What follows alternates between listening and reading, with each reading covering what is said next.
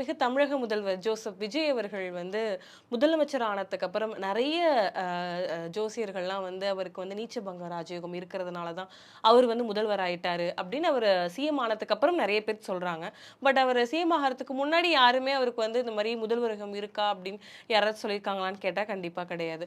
உண்மையாலுமே அவருக்கு வந்து இந்த நீச்சபங்க ராஜயோகம் இருந்துச்சா சார்? நீச்சபங்க ராஜயோகங்கிறது அவருடைய ஜாதகம் மேகசினில் போடுறாங்க. இப்போ எனக்கு தான் நீச்சபங்க ராஜயோகம் இருக்கு. நான் தமிழ்நாட்டுக்கு முதலமைச்சர் ஆயிட முடியுமா? தமிழ்நாடு எனக்கு புதன் நீசம், அவர் வீடு கொடுத்த குரு ஆட்சி, சரியா? இதுக்கு பேர் நீச்சபங்க ராஜயோகம். ஓகேவா? அந்த நீச்சபங்க ராஜயோகம் எப்படி இருக்குங்கிறத வச்சு தான் சொல்ல முடியும். பொதுவாக அவருடைய ஜாதகம் என்ன பொறுத்தவரை மேகசினில் போடுறது தவறு. அவர் ஜாதகம் தப்பு, மேகசினில் போட்ட ஜாதகம் தப்பு. இது வரைக்கும் யாரும் அதை சொல்லலை.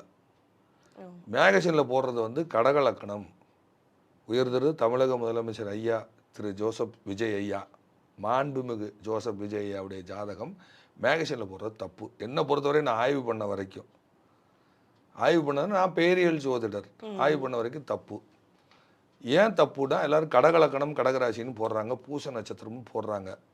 சந்திரன் அன்னைக்கு இங்கே பூச நட்சத்திரத்தில் தான் இருக்கார், செவ்வாய் கூட தான் இருக்கார். செவ்வாய் நீச்சம், சந்திரன் அங்கே ஆட்சி. செவ்வாய் நீச்சம், சந்திரன் அங்கே ஆட்சி. இது நீசபங்க ராஜயோகம். ஓகே. ஆனால் அவர் கடகலக்கணம் அல்ல. என்னை பொறுத்தவரை அவர் மிதுன லக்கணமாக இருக்க வேண்டும்.